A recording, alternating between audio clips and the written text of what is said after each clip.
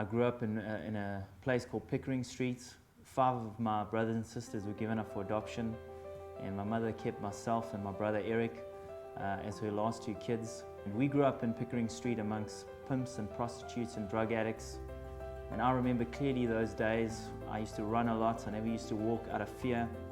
It was the red light district of Durban, and there were just pimps and prostitutes everywhere. The whole street was lined up with them. We moved around a bit. We came back to Pickering Street, and we spent the rest of our teenage years living in Pickering Street from the time I was 11 right up until I was about 18.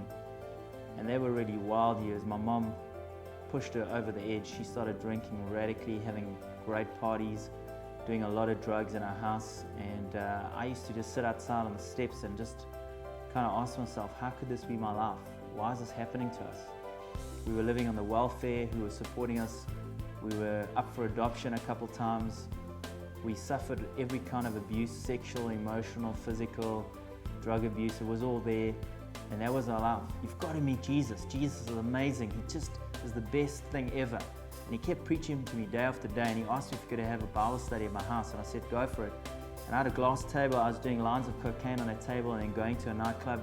Later that night, people were coming into my home, getting around my bed and praying, asking God to save me. I went along and did the Alpha course. I got radically saved. I met Jesus Christ for real.